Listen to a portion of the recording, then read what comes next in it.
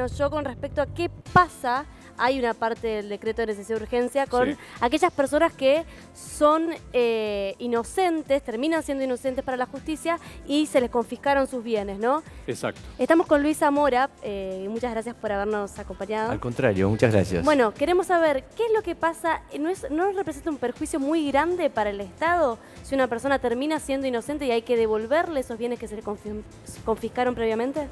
Sí, por supuesto, incluso ya lo prevé el propio decreto, en su anexo lo prevé. Este decreto es una superficialidad absoluta, es un decreto de necesidad y urgencia electoral. Ajá. Esto es lo que es.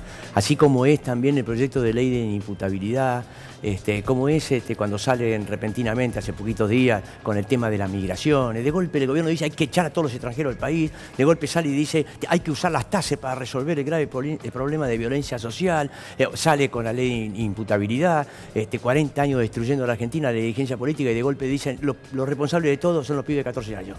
Así que ahí hay que, es decir, bueno, y ahora sale con esto. El gobierno sabe que esto no va a progresar. Pero lo dijo la ministra Bullrich, vamos a ver quién se anima a voltear esta ley. Ese es el tema. En la campaña electoral decir, vos estuviste en contra, yo estuve a favor, nosotros estamos en contra de los corruptos, vos defendés a los corruptos, eso es todo. Ahora, está pasando en un segundo plano, pero nos gustaría ponerlo en un primero, A ver. que la dirigencia política, el gobierno en especial, está jugando con temas muy delicados, muy importantes. El tema de la violencia social no es un tema para que salga a decir el problema son los pibes de 15 años.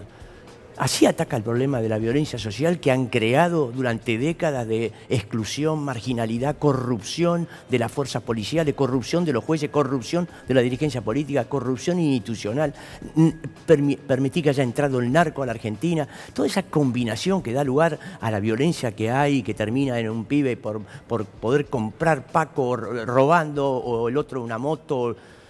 Esto lo utilizan para campaña electoral. La corrupción es un hecho gravísimo.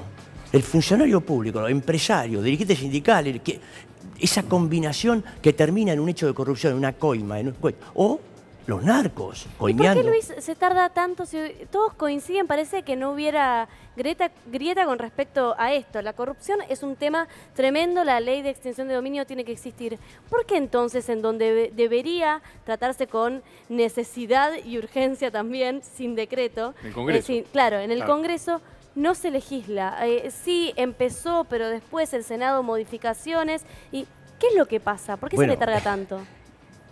En mi opinión, el poder económico, el gran empresariado está poniendo limitaciones. Porque, ¿qué pasa? Que quieren ver bien que no sea utilizado, que afecte la propiedad privada empresaria. Es decir, que por una denuncia o un procesamiento se termine atacando los bienes de los grandes grupos económicos. O sea, de alguna manera los grupos empresarios están en connivencia con los legisladores y por eso se frena, porque es gravísimo esto. Los grupos económicos hacen, yo estuve en la Cámara de Diputados, hacen un lobby constante. Claro, entonces están estudiando la letra fina, que un corrupto, que quede muy claro, que sea con condena, que no haya presunción de culpabilidad, que sea después de un proceso, etcétera, etcétera. Cosa que no tienen en cuenta con la enorme cantidad de pibes que están en las cárceles con presunción de inocencia, pero están casi condenados porque llegan al proceso con una prisión preventiva donde no hay excarcelaciones. Es decir, por eso le digo, está trabando, lo discuten en diputados, lo pasa a senadores, en senadores se traba. Hay otro proyecto que entra por aquí y otro por acá, pero mira que pone bien que no que no quede todo el poder económico empresario quede liberado a eso. Entonces lo que dijo el diputado Bruje no estaría, digamos, tan fuera de lo que usted está hablando, ¿no? Es decir, de que no se pone a la evasión impositiva dentro de los delitos afectados. Bueno, ya, claro. Bueno, usted fíjese, ¿por qué el Macri sí lo puede hacer? Porque hace un decreto que sabe que no se va a aplicar. Entonces ahí no hay gran preocupación en el poder económico, porque dicen, esto cualquier juez lo va a declarar inconstitucional, o la propia Cámara, el propio Congreso va a través de la bicameral. Pero es un costo político alto, no le quita legitimidad para el presidente. Es un costo político. Busca votos. Por ahí dentro de una semana estamos discutiendo otra cosa. Pero le quita seriedad, Luis, porque permanentemente estuvimos viendo a lo largo de toda la gestión de Cambiemos estas marchas y contramarchas, ¿no? Ponen un tema en agenda, ven de alguna manera cómo mide electoralmente o mismo en la gente y después retroceden o después, como usted dice, viene un juez y anula ese tema porque lo declara inconstitucional. Digamos, le quita seriedad de alguna manera al gobierno. Lo que gobierno. estaba señalando, lo grave que es con temas de enorme importancia. Cualquier persona con un mínimo de ética, los hechos de corrupción quisieran que no fueran tomados para ganar 10 votos más, 10 votos menos, ganarle una elección a la oposición, etcétera, o la oposición al gobierno, ¿no? Es decir, la degradación institucional es acentuada. Es un fenómeno mundial también. O sea, usted dice que no hay real interés en la extinción de dominio de parte de Patricia Bullrich, de Germán Garabano. En realidad, los hechos de corrupción no necesitarían una ley de extinción de dominio, porque si usted roba una billetera, lo descubren robando la billetera se la sacan. Se necesita una ley de recuperación de billeteras para los ladrones de billeteras. Actualmente la legislación también bien aplicada y rápidamente permite devolver aquello que fue mal habido. Por supuesto.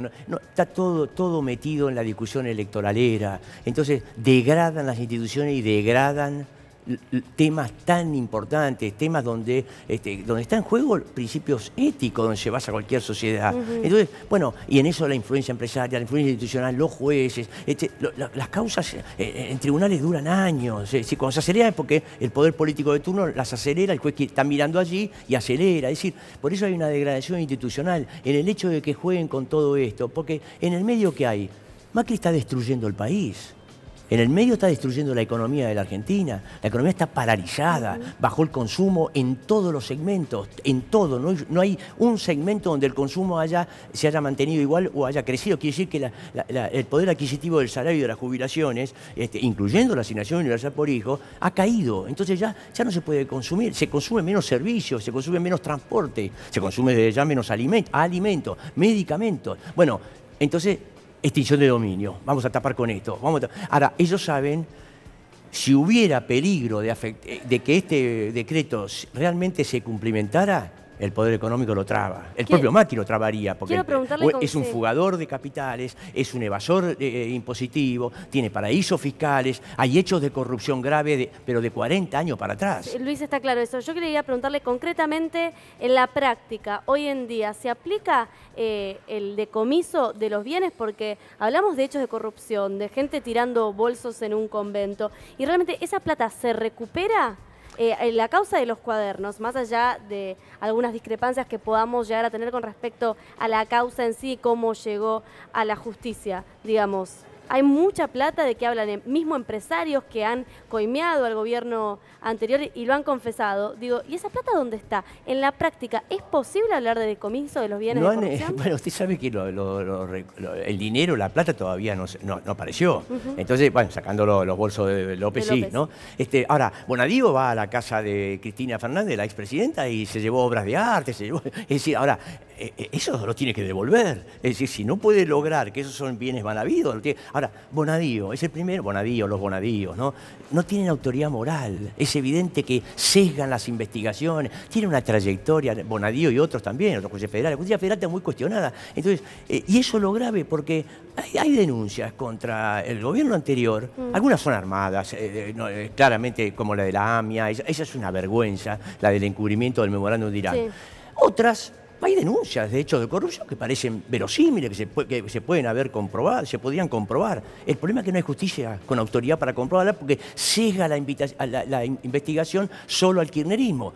Macri debería estar procesado por la causa de los cuadernos. Hay suficiente prueba contra el presidente de la Nación, no solo contra el padre y el hermano. Es decir, van gambeteando para eludir el procesamiento de Macri. Entonces, claro, uno dice, un hecho de corrupción tan grave que debería ser investigado con seriedad, más allá, como dijo usted, y yo comparto, las irregularidades en toda la causa, cómo llega Bonadío, cómo llega Stornelli, es toda una vergüenza de cómo se eligió un juez, se salteó todas las normas. Bueno, es decir, más allá de eso, es claro que está sesgada políticamente. Ahora, ¿eso quiere decir que no hay que investigar al gobierno anterior? No, hay que investigarlo, cualquier denuncia. Y estas tienen verosimilitud. Los empresarios están diciendo que coimearon, lo reconocen públicamente. Ahora, mire lo grave que es. Se parece muy verosímil que la patria contratista con sobreprecios y coimas haya perdurado también durante el gobierno. Venía de la época de la dictadura, siguió con Alfonsín, siguió con Menem, siguió con De la Rúa y siguió con el gobierno kirchnerista. La propia Cristina Fernández dijo, ¿ustedes creen que la patria potentista empezó con nosotros? No. Es decir,